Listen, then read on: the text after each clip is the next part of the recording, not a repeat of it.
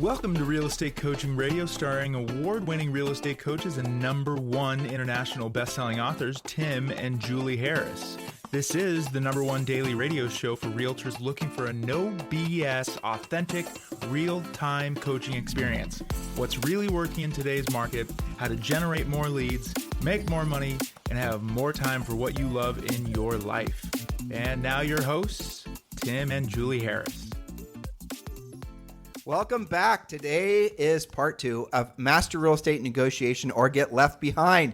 We gave you guys a lot of great notes yesterday. I always like to start out the podcast every single day by reminding you, if you want our notes, go to harrisrealestatedaily.com. And I laugh because so many of you ask us for our notes and you message us and you email us. And we always just tell you to subscribe to the newsletter. So I'm asking you now to save the effort of having to tell you to go to the newsletter by just doing it in the first place. Our notes are designed to obviously give you all the drill down on what we're presenting that particular day.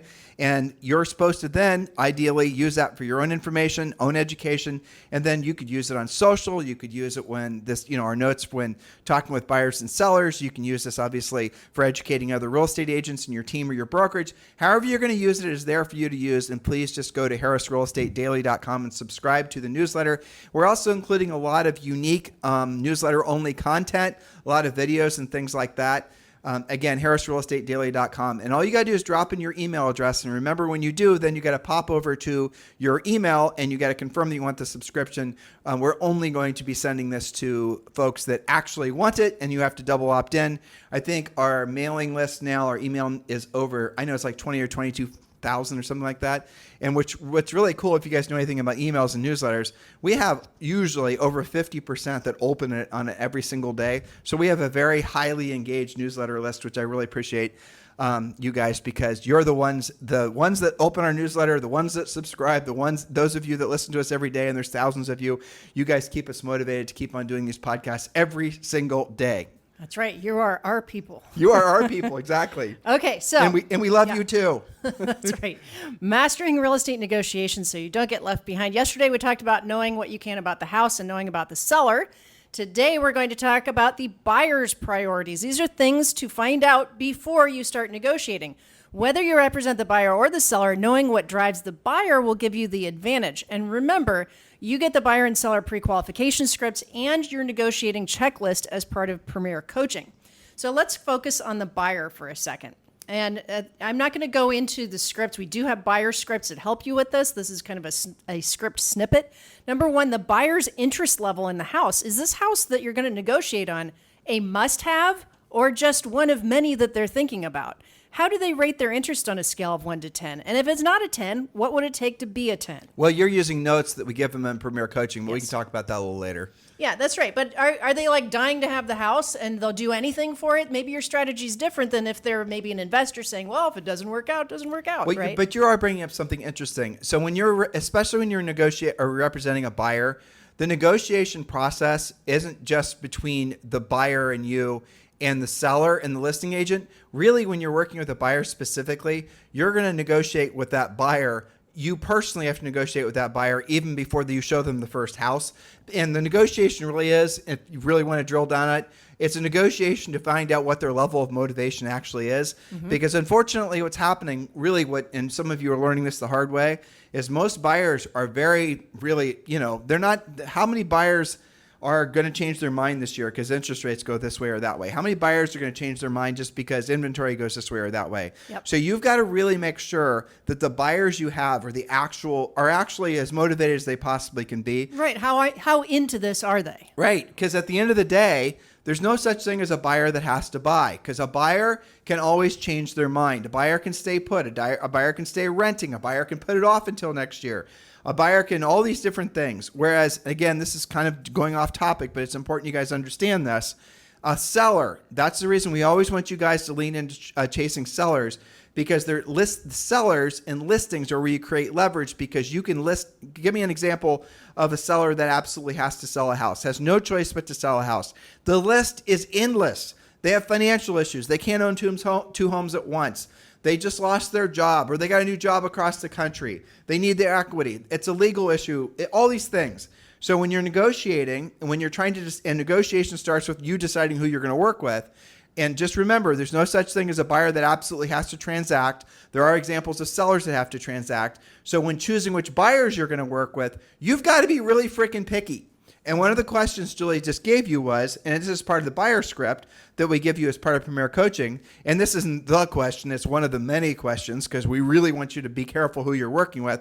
Otherwise, you're going to waste, frankly, an entire year working with a bunch of unmotivated buyers, and as soon as kids go back to school or as soon as it's Halloween, they're going to say, well, we'll just wait until spring of next year. Right. Had that happen, dear listener? I bet you have. So, Mr. Buyer, if I were to show you the perfect house checked all the boxes, had, it was a great proximity to all the important things that you school, church, all the things you do on a regular basis. House didn't need a lot of work and it was priced right. All the things, again, this is the house you were looking for. It's not perfect, but close to perfect. On a scale of 1 to 10, Mr. Buyer, with obviously 10 being you're ready to buy the house today, no questions asked, where would you rate yourself? If that buyer says anything other than a 10, which most of them will, and sometimes they're, you just got to really drill down. So they're going to say a 7. You're going to say 7. Congratulations, Bob. So let me ask you, what would it take for you to get to a 10? And you're going to hear then Bob's real issue that that he hasn't yet disclosed to anybody. Bob's waiting to decide whether he's going to take the first, manned voyage to Mars. He hasn't quite gotten his application in yet. Or Bob hasn't even talked to a lender yet. Exactly. Bob hasn't. It turns out the lender letter that he swore he has, he doesn't have. Turns, all these things. So you got to really, really start your negotiation with a buyer in particular when you consider whether you're going to work with them or not. Because, frankly, like I said, this is the art and the science of when you're going to be successful in real estate long term. You're going to have to learn to you're going to have to learn to ask the right questions so you can work with the right people who are actually going to be motivated enough to transact with you.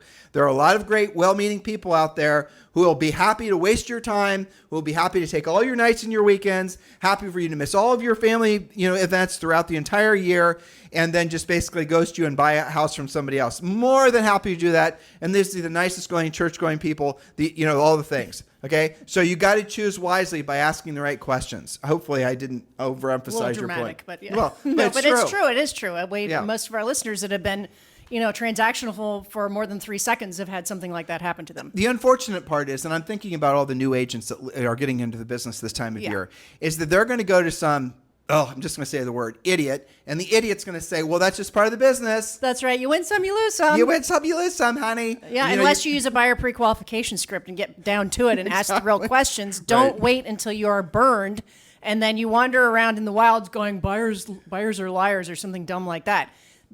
Buyers aren't liars. It's not their job to know how they're supposed to behave. They're supposed to be led by you, the real estate professional. They don't know that they're not motivated. They're not thinking, well, I don't know if I'm really that motivated. They just like to see houses. You got to help them self-discover what their motivation is. This is called you being a professional, and this is the reason that one of the many, many reasons why you should join Premier Coaching. Next point, Julie. Okay, now, one of the ways that you can find out, and you should always do this, of course, prior to negotiating, is how strong of a buyer are they? Tim talked a little bit about this. I'm going to talk about the financing. He was talking about motivation. What is their actual qualification? Are they cash buyer? Are they pre-approved? Are they pre-qualified? Have you actually called their lender? We're going to talk extensively about questions for the lender on tomorrow's podcast. But if they really are that qualified, will the lender call the listing agent and talk about how they're qualified? Do they actually have loan commitment? How strong of a borrower are they? And if they are all cash, do they have that proof of funds letter? And does it look, is it really legit or does it look boilerplate? We're going to talk, again, Julie just, foreshadowed what we're going to be talking about. We're going to be giving you guys the overview of what we call the ultimate addendum, which is really the most powerful way for you to vet out whether the buyer or even your seller are qualified to transact.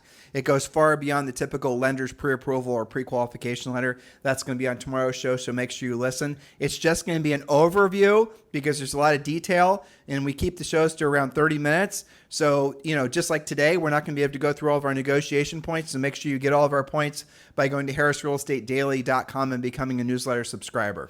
Okay, so staying on the buyer for a second, what is their contingency plan? What happens if they don't get this home? Are they in a month-to-month lease?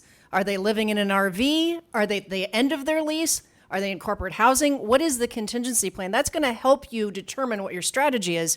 Maybe they have one, maybe they don't.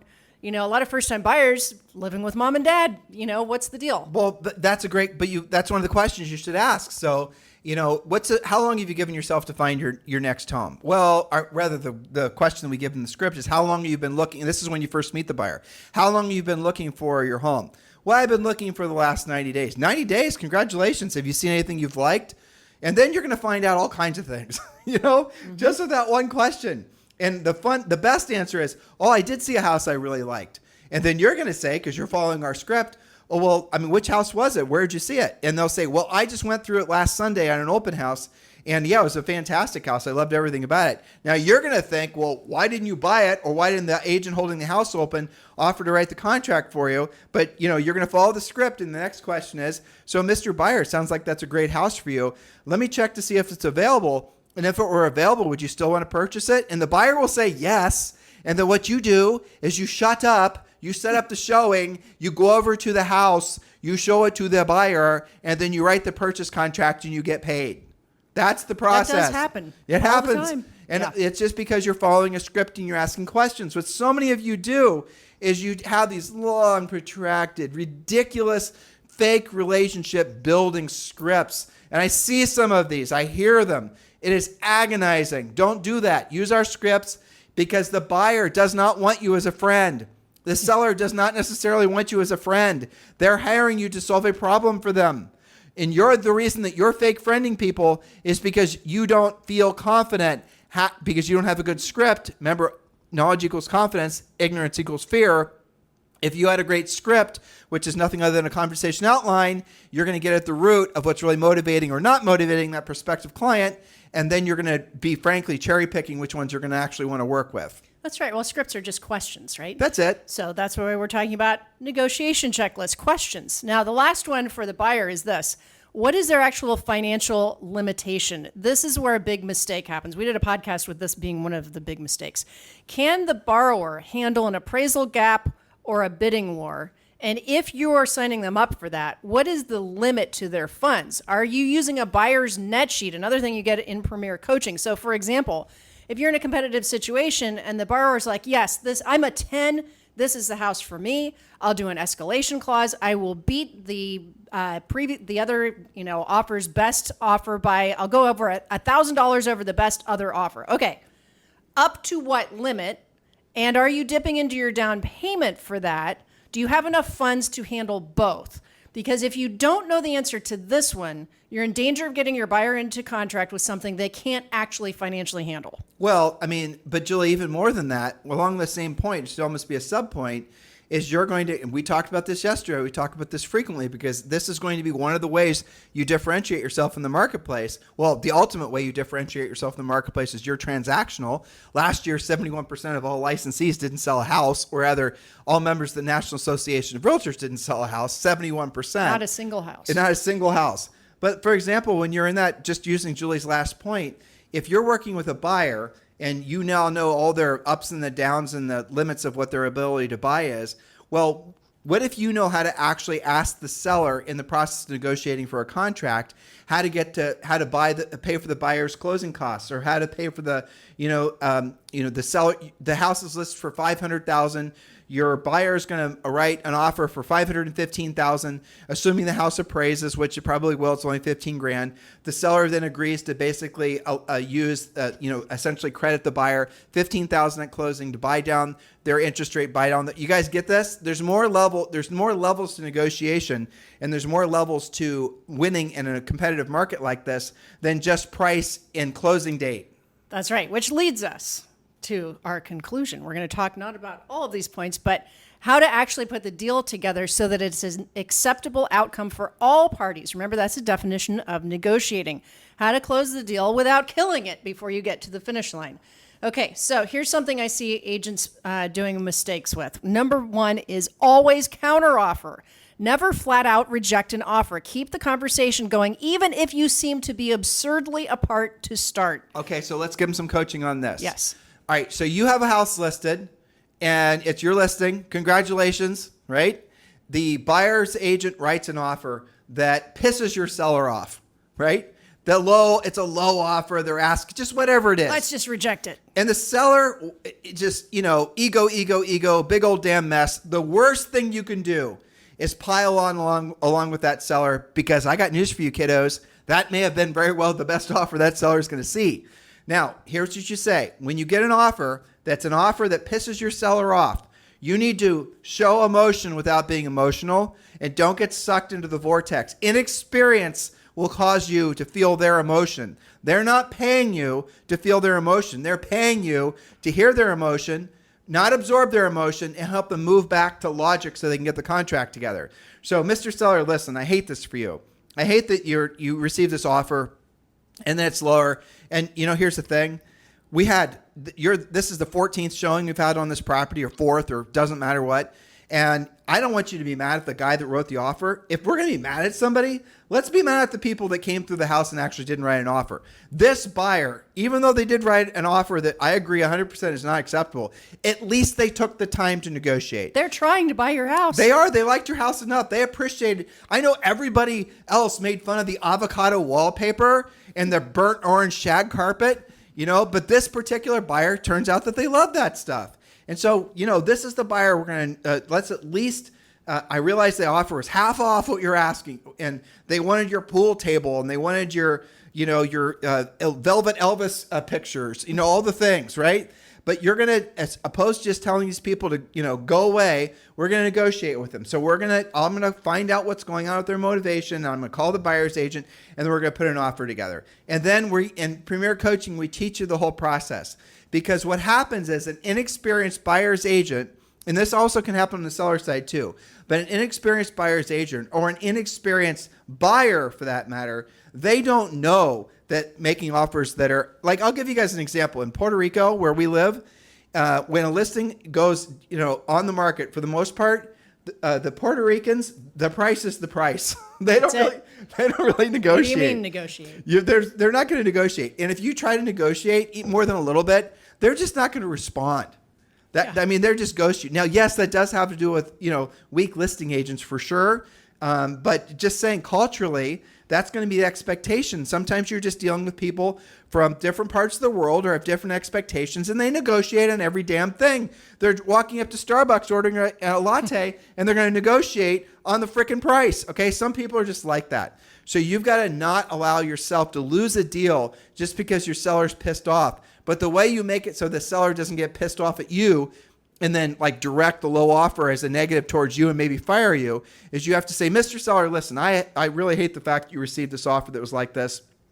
And then use the script I gave you and reel it back in. And let's just do this. The house is listed for, $500,000. The offer came in at $250,000. It's absolutely disgustingly too low. But Mr. Seller, let me ask you a question. If I went back to this buyer and remember they offered $250,000 and we got them to raise their offer to say $275,000. And remember the seller's listed at $500,000. Mr. Seller, I know, that's obviously nowhere close to our asking price, but if they renegotiated us and they started at $275,000, what would you tell me? And they're, that's absolutely too low. I would never consider that. You know what, Mr. Seller, I 100% agree.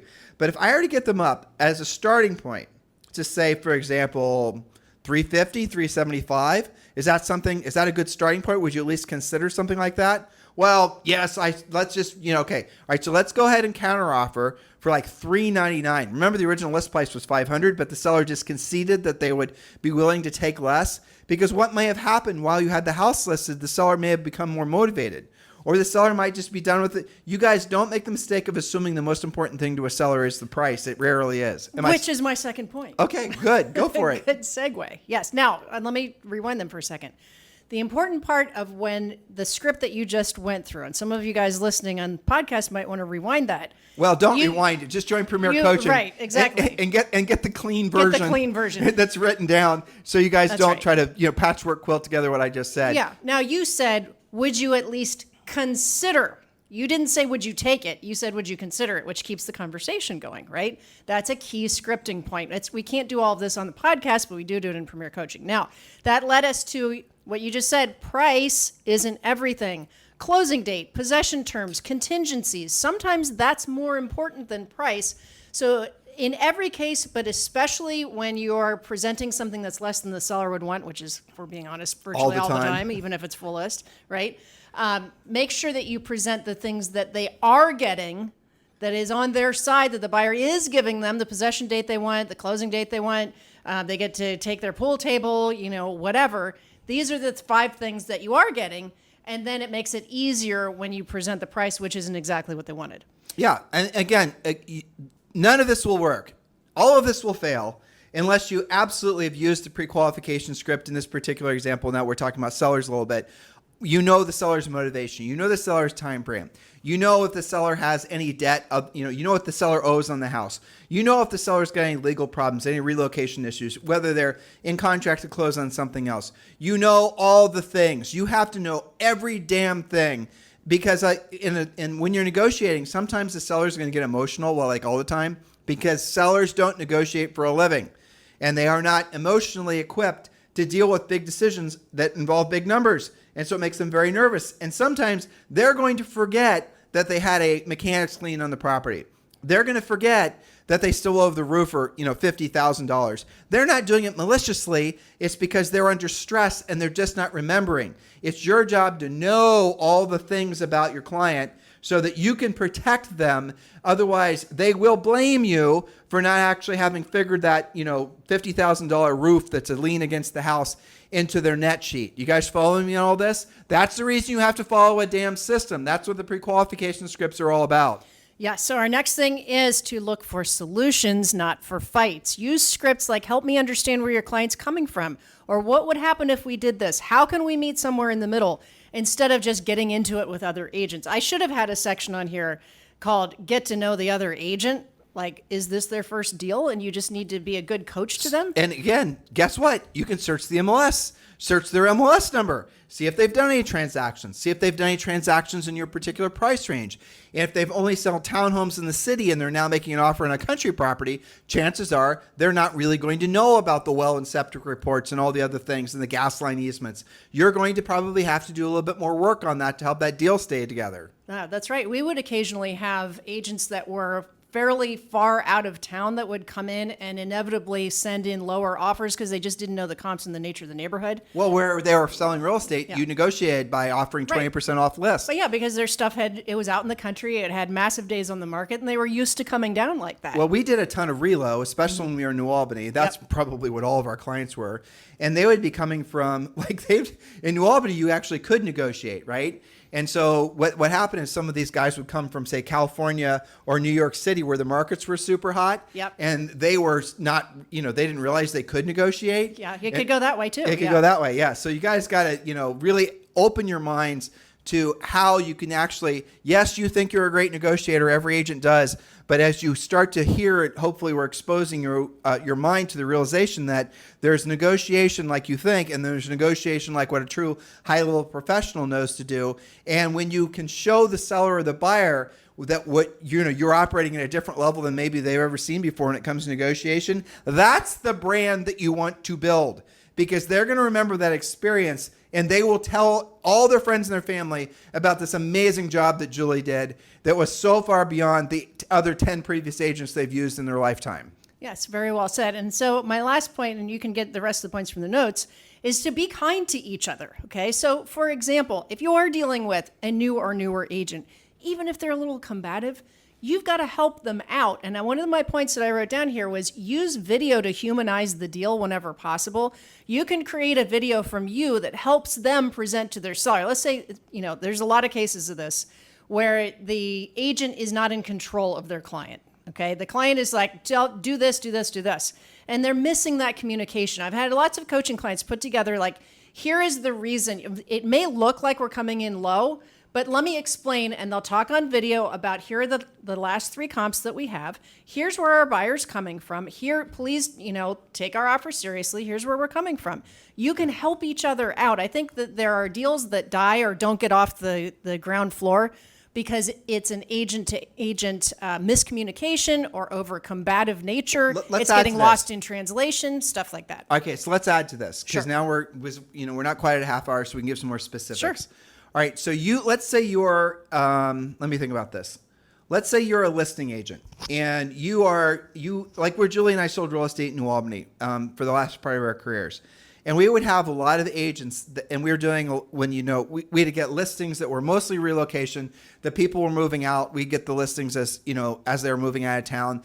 We'd then work with relo buyers, the whole thing. But most of the buyer agents that were representing buyers in this particular marketplace had never sold in that price range, had gotten the lead from the relo company that, and a lot of them were very inexperienced, newer agents. And so if you looked in the MLS, you'd see most of the listings were done by like 3 or 4 agents, but most of the buyer sides, if they weren't being double-ended by those same listing agents, they're done by just this big shotgun scatter of different agents from all over God's green earth, because again, that's how relo, generally speaking, that's how it worked. Okay, so follow me on this. And so when we get an offer from one of these buyer's agents, and we'd check in their MLS number, we'd see they never sold real estate before, we'd see that their a brokerage is clear across town. So we're dealing with somebody that doesn't know the marketplace. What we'd often do, and I would say 9 times out of 10, the buyer's agents actually appreciate it, is we would ask to present the seller's counteroffer to the prospective, there directly to their buyer. We would actually ask formally to present. Now, you can do that on the other side too. As a buyer's agent, if you're dealing with a buyer that, again, this will be maybe, you guys have to just adjust accordingly with what I'm saying. You can ask the listing agent to present the offer on behalf of your buyer directly to their seller. And sometimes the agents, if they're inexperienced, they're going to have big ego ruffle ups. Sometimes, frankly, the listing agent's going to have more of a relationship with the seller, so they're going to be able to do a better job than you. But now I'm going to give you guys a third level to this. And this is something, again, these are the types of things we teach you in Premier Coaching. I want you to imagine that you're a listing agent. And you've had this listing for a while. It's getting consistent showings from one particular agent. And the agent is showing the property the same time, or to the same set of buyers. So you've seen this buyer's agent show this property, your listing, to these particular buyers 3 or 4 times. And you're saying, what the hell is going on? This buyer agent obviously doesn't know what they're doing. Where's my offer? Okay, well, they might not know what they're doing, or the buyer doesn't know necessarily what they're doing. It just basically, you need to actually intercede and make this deal happen on behalf of your seller. So what we want you to do, and we teach you how to do this in Premier Coaching, is we want you to write, normally you'd write a buyer's offer to purchase, right? It's called a purchase contract. We want you to write a seller's offer to sell. So you're going to actually write, as a listing agent, obviously with your seller's consent, you're going to write an offer from the seller, and you're going to send it to that buyer's agent, and you're going to say, our seller would like to sell this property to you, to your buyers, because they obviously like it. Here's the price, condition, location, the closing terms. It gets the ball rolling. That's what it's doing. It's making it so the buyer agent now, maybe they're working with someone that they're friends with and they're afraid to feel like they're pressuring them. They're afraid to ask to close. Whatever it is. And so what you're doing is you're pushing the conversation into the end zone to the benefit of all parties concerned. They might not respond, or as Julie just said, you've just essentially forced a conversation to happen between that buyer's agent and their buyers. And that buyer's agent is going to love you for having done it, because they obviously weren't able to do it. And what would the offer be? Probably what the terms are in the MLS, the list price. It's a starting point. It's a starting point. Okay, so that's how you guys got to think. So when it comes to negotiation, and you have all these different arrows in your quiver, and you know how to solve all these different types of problems, you're going to be able to make a lot more money, and a lot of times put deals together that other agents won't even, solutions they won't even be able to fathom, because you actually know how to truly negotiate. That's right. And did you know that some boards actually have that form, what you just described is called seller's offer to buyer, pre-written, done by their attorneys? You just have to go find it. I know in Texas on TREC, you could just search by the form online. You fill it out, and you're literally doing an offer from the seller to the buyer. You're helping them along. And you made a great point. When they've seen the house 3 or 4 times, what is the deal, right? So are we going to wait for 5 or 6 times and that buyer's agent to keep on, torturing your seller? What ultimately happens is that those buyers will fire that buyer's agent or start ghosting them. They may go to the listing agent. And might go to the listing agent directly anyway. Right. Yeah. But you don't want to wait around for that, honestly. No, and you want to do a great job for your sellers. So, I know that over the past 2 podcasts, we've talked about some more advanced, more kind of twist and turn negotiation techniques. That is fairly common in a more normal market. I know many of you have never heard of this stuff before. But why are we doing this? Because last year, 71% of all members of the National Association of Realtors didn't sell a house. And I got news for you. It's not because they didn't have enough TikTok videos. It's not because their branding wasn't good enough or their logo wasn't perfect. And it's not because nothing sold. There were more than 4 million sales. Well, 4 million sales means that there were 8 million sides, and that's not including new construction. With new construction, they're probably closer to 10 million sides. The average commission was probably $10,000. So you're talking about 10,000 transactions most likely at an average of $10,000. You guys can do the math. And yet there were 71% of the agents that didn't do a deal. Why didn't they do a deal? Because they didn't know how to put deals together. Deals have gotten more complex. Knowing how to negotiate is it's the easiest thing to be overly confident about. And you don't know what you don't know until you lose a deal. And then you see that same seller, it's your seller. The listing expires on you. You blame the seller. Oh, they just weren't, whatever, seller's problem. I didn't do anything wrong. They were mean. They were, they weren't willing to whatever. And then the house expires. Somebody else picks up the listing and the house goes in contract in a week at the same price you had it listed for. And you have no one to blame but yourself because you didn't have the skill set to put that deal together. And I want you guys to beat yourself up on this a little bit before you actually have to lose money to realize what we've been telling you the past 2 days is absolutely true. This is the type of advanced coaching and training. This is just skimming the surface of what you get in Premier Coaching. We want you to realize the potential you have from the knowledge that you can gain. Look, we know your 3 biggest challenges in real estate are lead generation, and we call it sales skills. Some of you guys want to call it systems. That's fine. And the last thing is really branding and what's going to differentiate you in the marketplace. So like everyone, consumers, right or wrong, assume all agents are the same, right? And you are constantly fighting against that. How do I make myself stand out in a crowd? That's what Premier Coaching is. Premier Coaching is helping you lead generate. Premier Coaching is helping you have the skills to actually get the deals in contract. And Premier Coaching is helping you establish a long-term brand, which, by the way, is based on your success from helping other people, not from fakey doing it with a bunch of social media, but actually having been successful. Those are the 3 tenets of Premier Coaching. So you can join Premier Coaching right now for free. Go to premiercoaching.com. The link to join is down below in the show description. Or like I said, you can just go to premiercoaching.com. You get 30-day free access for Premier Coaching. Look, you can go and buy more leads. You can go and buy more branding. But what difference does it make unless you have actually the skill set to put the deals together? And we just gave you for the last 2 days a very, very brief overview of the intensity that's involved in Premier Coaching. Look, you guys can go and do, you can say, like I know some of you are listening, I want to join Premier Coaching. This is definitely what I need to take my business and personal life to the next level. But I need leads. Well, guess what? We teach you how to lead generate in Premier Coaching. And I'd say probably realistically 80% of the things we're going to teach you to do in Premier Coaching for lead generation won't cost you a damn thing. Okay? So lead generation is the thing that you guys are most tempted to want to invest in. Well, we're going to give you lead generation as part of Premier Coaching. And most of the things we're going to ask you to do for lead generation won't cost you anything. So that problem is solved with Premier Coaching. And then we're going to show you the skills. We're going to give the scripts, the objection handlers, all the pre-listing packs, the pre-buyer packs, marketing and branding. If you want to build your team, all those things are there. And then you're going to want to know how to actually position yourself in the marketplace so that people see you for the professional that you're striving to be. You've actually created a really incredible brand that can last decades. We're going to teach you how to do that in Premier Coaching. We've done it hundreds of thousands of times for other real estate agents over the last 20 plus years. Now is your time. Join premiercoaching.com or frankly, just click the link below in today's show description. One of the things that I like the most about that program is that they get live daily help from our Harris certified coaches. So let's say that you get into one of these deals. We've been talking about negotiation for the past 2 podcasts, and you're so close, but you're at a standoff between you, the other agent, the buyer, the seller. You're not sure how to put this deal together, and you're desperate for a solution. You go to your live Premier Coaching call, and you ask one of our Harris certified coaches. You go through, your bullet points. This is what happened. Please help me. Give me a script. Help me save the deal. And the other agents that are on that coaching session are going to learn something. Maybe you haven't dealt with that yet, but you're going to go, oh my God, what would I have done in that situation? I'm so glad that I heard that because I'm probably going to deal with that this weekend with my buyer.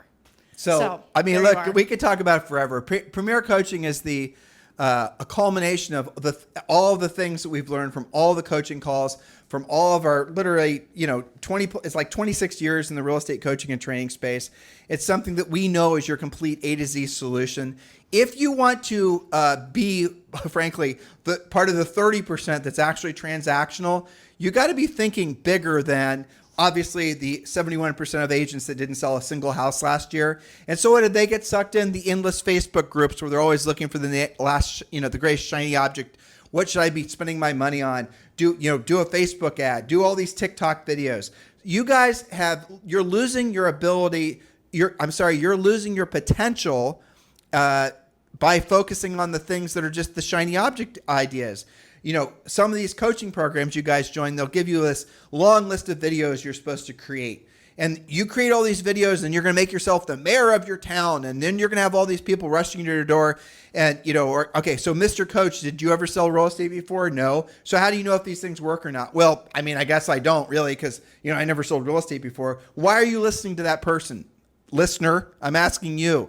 You guys need to start being very, very particular about who you're taking advice from, who you're actually assuming knows what the hell they're talking about, because there's a big difference between sounding confident and being competent, right? You guys are seduced by people that sound confident, but they're not competent. You guys get the difference? So Julie and I are confident because we know we're competent. What a lot of the folks that you guys are seemingly attracted to, and I don't like sounding like this, but I want to save you from having made this mistake. And every year, by the way, the percent of agents that's non-transactional increases. It's not decreasing. It's because there's so many people that are grifters that are in the real estate space that are marketing and advertising and branding folks who sound confident. That's an F, confident, but they're not competent to basically be teaching agents how to generate leads, let alone be successful in real estate. There's a difference, and you have to start learning that difference. Otherwise, you're not going to sell anything, and you might not stay in the real estate business. And we don't want that to happen to you because we know that you're better than that. We know that you want it. We know that you're motivated. Our job is to educate you and motivate you, keep you motivated. But your job is now to get into action, so you know what to do. All right, you guys have a fantastic day. We'll talk with you on the show tomorrow. This podcast is a part of the C-Suite Radio Network. For more top business podcasts, visit c-suiteradio.com.